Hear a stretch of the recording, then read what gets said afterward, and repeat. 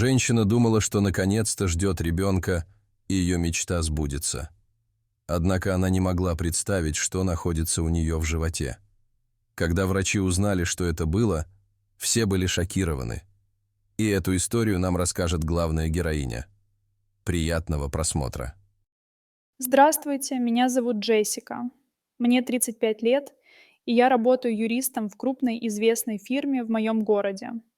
Я сильная и независимая женщина, но я также люблю веселиться со своими друзьями. Мой муж Джон– добрый и заботливый человек. Ему 37 лет, он работает учителем истории в государственной школе. Он очень предан своей работе и очень заботится о своих учениках. Мы с Джоном познакомились в колледже и вскоре после этого начали встречаться. Мы всегда находим время для совместных занятий, таких как прогулки, походы в кино или просто сидение дома и просмотр фильма. Но с тех пор, как я вышла замуж за Джона, я мечтала стать матерью. Я всегда представляла, каково это– держать на руках своего собственного ребенка, заботиться о нем, учить его ходить, говорить, любить. Я всегда знала, что хочу иметь детей, но по разным причинам до сих пор это было невозможно. Во-первых, мы были очень сосредоточены на своей работе. Я строила свою карьеру юриста, а Джон посвятил себя разработке методологии. Мы хотели добиться финансовой стабильности, прежде чем создавать семью, но время шло, и в итоге мы отложили эту мечту. Кроме того, у нас возникли проблемы со здоровьем. У меня был эндометриоз, который некоторое время мешал мне забеременеть, и я была очень потрясена этой новостью. Я чувствовала себя неполноценной, но несмотря на все эти страхи и неуверенность, я никогда не отказывалась от своей мечты. Когда я поняла, что у меня запаздывают месячные и меня начинает подташнивать, я испытала смешанные чувства. Неужели я наконец стану мамой? Мысль о том, что я беременна, была воплощением моей мечты, и я решила сделать сюрприз своему мужу. Я украсила комнату воздушными шарами, плакатами и красочными баннерами. Джон вошел в дом и сразу обратил внимание на обстановку. Его глаза сразу расширились, когда он увидел плакат с надписью «Я беременна». В тот момент я чувствовала себя такой счастливой.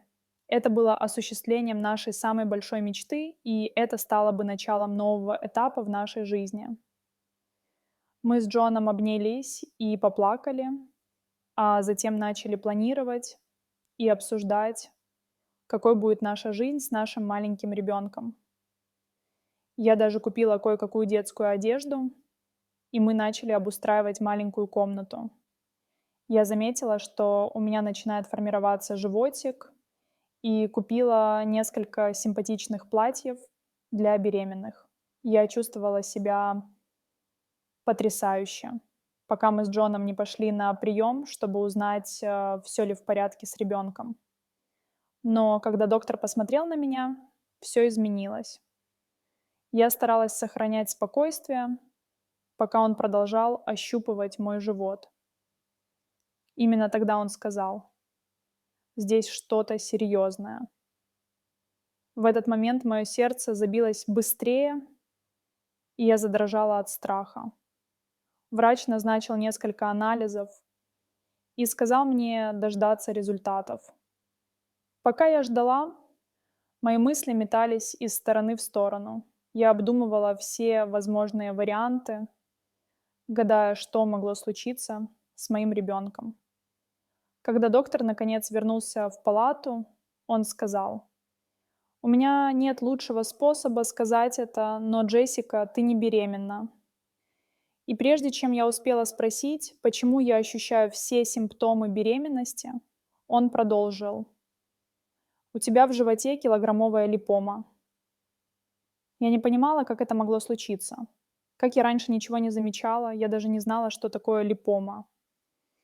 Я почувствовала, как у меня в горле образовался комок, когда врач объяснил, что это доброкачественная опухоль жировой ткани, что она была очень большой, и ее нужно было немедленно удалить. Я была в шоке. «Значит, там никогда не было ребенка?» — недоверчиво спросила я. Врач подтвердил. Я так сильно плакала, что даже не помнила, что все еще нахожусь в больнице. Все смотрели на меня, но мне было все равно. Я просто хотела свернуться калачиком в объятиях моего мужа и исчезнуть. Операцию по удалению опухоли назначили на конец месяца, и каждый божий день этого месяца был настоящей пыткой. Я просто потеряла желание жить. Я просто лежала на кровати, обнимая подушку, и безостановочно плакала. Мой муж пытался меня подбодрить, хотя он тоже страдал, но я не обращала на это внимания. Я посмотрела на маленькую комнатку, которую мы приготовили для нашего предполагаемого ребенка, и разрыдалась. Я сидела там, уставившись на кроватку. Я плакала до тех пор, пока мой муж не нашел меня там и осторожно не вынес оттуда.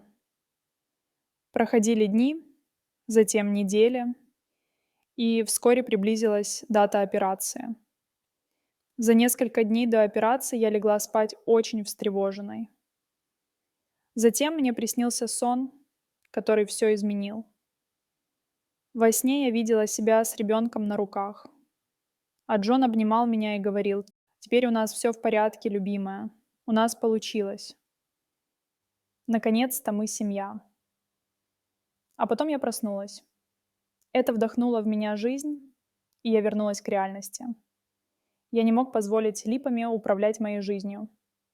Именно тогда я решила, что перенесу операцию, а затем сделаю все возможное, чтобы забеременеть.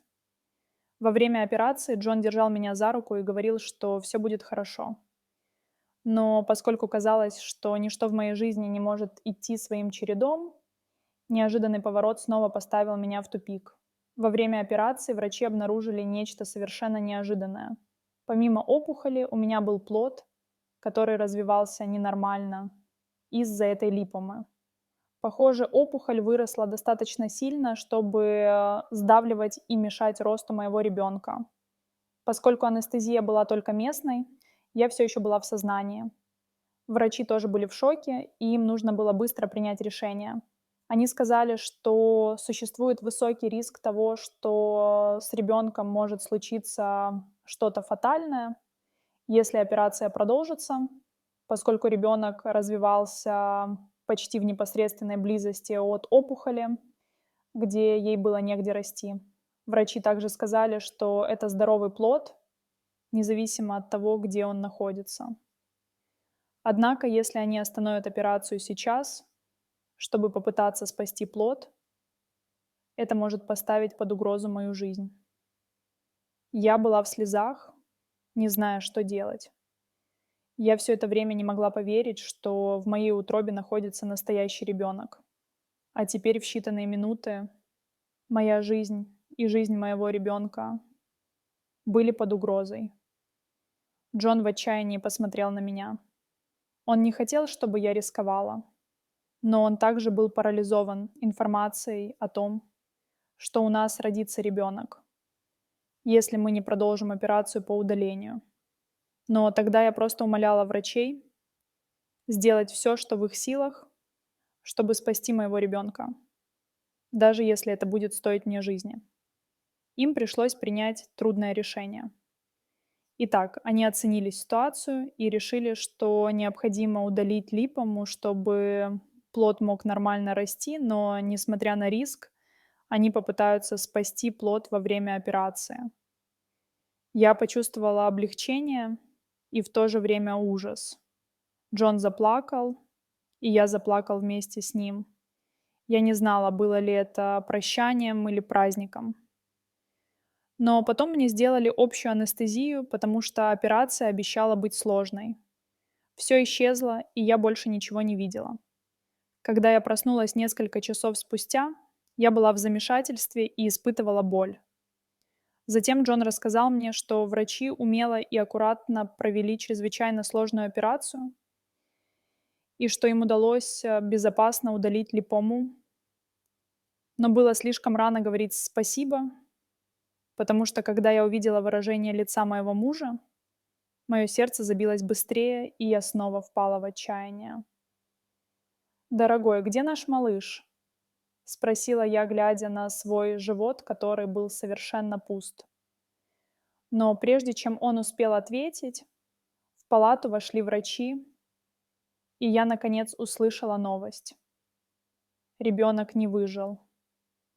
Я безутешно плакала.